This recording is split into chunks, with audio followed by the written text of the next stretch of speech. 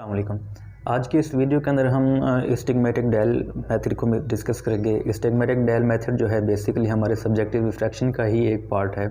जब हम अपनी सब्जेक्टिव रिफ्रैक्शन में जो आप अपनी रिफ्रैक्शन का जो सिलेंड्रिकल पोर्शन है उसको रिफ़ाइन कर रहे होते हैं तो उसका ही एक मेथड है जिसको हम स्टिग्मेटिक डायल मेथड कहते हैं। आपके हमारे जितने भी स्नेलिन चार्ट्स हैं उसके ऊपर इस तरह का एक चार्ट बना होता है और ये डिफरेंट उसमें हो सकता है। और अब इस चार्ट के ऊपर जो हमारे पास अभी अवेलेबल है वो इस तरह का एक फॉर्मेट है। ये एक और फॉर्मेट्स के अंदर सिंपली डायल्स के अंदर भी होता है। तो ये एक इस वीडियो के अंदर हम ये सीखेंगे कि ये हमने मेथड परफॉर्म कैसे करना है।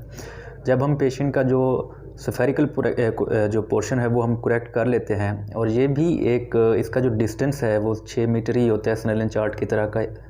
और इसके अलावा इसका मेथड वही है जो हमने सब्जेक्टिव रिफ्रैक्शन के अंदर पढ़ा था कि हमने एक आई को ऑक्लूड करना है और दूसरी आई मोनोकुलर रिफ्रैक्शन करनी है।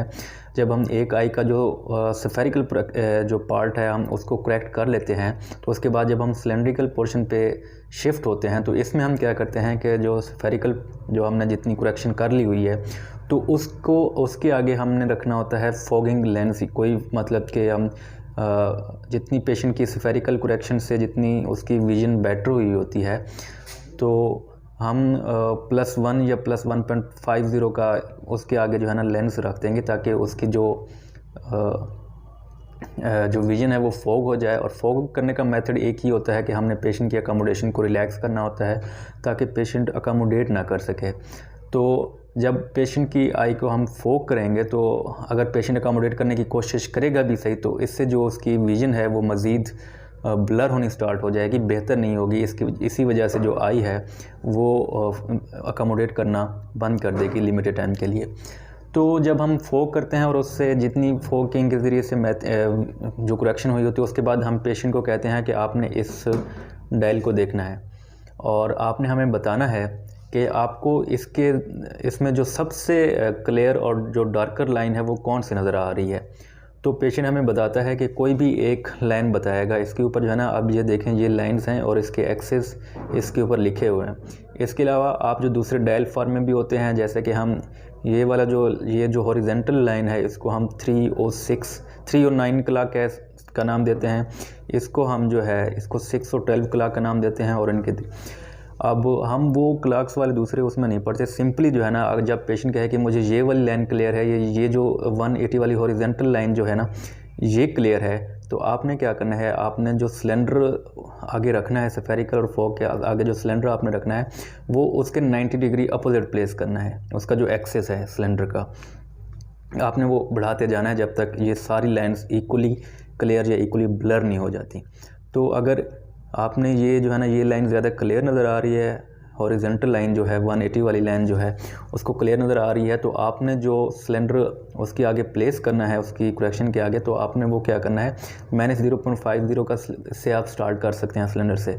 तो वो आपने उसका जो हमने बेसिकली इसका जो एक्सेस है ना ये रिफ़ाइन करना है। तो हम एक्सेस क्या करेंगे उसके 90 डिग्री अपोजिट, अगर ये वाला लाइन क्लियर नज़र आ रही है तो उसके 90 डिग्री अपोजिट कौन सा होगा, 90 वाला एक्सेस जो है ना वो होगा। अगर 150 वाली लाइन क्लियर नज़र आ रही है उसको तो उसके 90 डिग्री अपोजिट कौन सा होगा, 60 होगा। तो हमने सिलेंडर का जो एक्सेस है इसको लेना है और इसके यहाँ पर है मैंने 0.50 का सिलेंडर 60 पे हमने प्लेस करना है। और तब तक हम प्लेस करते जाएंगे सिलेंडर की पावर। अब हमने एक्सेस को नहीं छेड़ना, ठीक है ना। एक्सेस तो हमने पता चल गया, हमने क्या करना है सिलेंडर की जो पावर है उसको इंक्रीज़ करते जाएंगे जब तक कि ये सारी की सारी लाइंस इक्वली क्लियर या इक्वली ब्लर नहीं हो जाती। जब ये लाइंस इक्वली क्लियर हो जाएंगी सारी की सारी, कोई एक लाइन जो है ना उसको डोमिनेट नज़र नहीं आ रही होगी, तब वो हमारी जो है ना वो करेक्शन होगी। उसके बाद हम क्या करेंगे, जो फॉग लेंस है वो हम हटा लेंगे और तब पेशेंट की जो बेस्ट करेक्टेड विजुअल एक्यूटी है वो हमें अटेन हो जाएगी इस तरह से। तो ये एक सिंपल सा मेथड है। इसके अंदर और भी मेथड हुए होते हैं कि 3 और 9 क्लॉक अगर है तो आप का जो मिनिमम वाला है, जैसे कि 3 और 9 में मिनिमम 3 है, तो आपने उसको क्या करना है कि आपने उसको 30 से मल्टीप्लाई करना होता है। मतलब कि अगर ये वाला लाइन क्लियर है और इसको हम कहते हैं 3 और 9, तो 3 और 9 में सबसे जो छोटा है वो 3 और 9 में 3 है, तो जो छोटे वाला होता है मिनिमम जो होता है उसको हम 30 से मल्टीप्लाई कर देते हैं। 3 × 30 तो वो आ जाता है 90। तो आपने वो जो सिलेंडर की एक्सेस है वो 90 उस पर प्लेस करना होता है। इसी तरह अगर आ जाता है हमारा जो है ना 6 और 12 है, 6 और 12 पे तो हमारा 6 और 12 में मिनिमम कौन से 6, आपने 6 को 30 से मल्टीप्लाई करना है तो वो हमारे पास एक्स आएगा 180। अगर आपके पास इन दोनों के दरमियान में आता है तो आपने मिनिमम और प्लस हाफ जो है ना वो करके उसके साथ उसके अकॉर्डिंग एडजस्टमेंट करनी होती है, लेकिन वो थोड़ा सा कन्फ्यूजिंग है, इस वजह से मैंने आपको उन चक्रों में नहीं जाने दिया। तो आपने सिंपली इसी तरह ही करना है। आपके पास फॉर्मेट डिफरेंट हो सकता है, लेकिन मेरे पास चूँकि यही फॉर्मेट अवेलेबल था तो इसी तरह से मैंने सोचा कि इसी तरीके से जो है ना आपको समझाया जाए। तो उम्मीद करता हूँ कि जैसे समझ आ गई होगी। इंशाल्लाह एक नई वीडियो के साथ आपकी खिदमत में हाजिर होंगे। तब तक के लिए अल्लाह हाफ़िज़।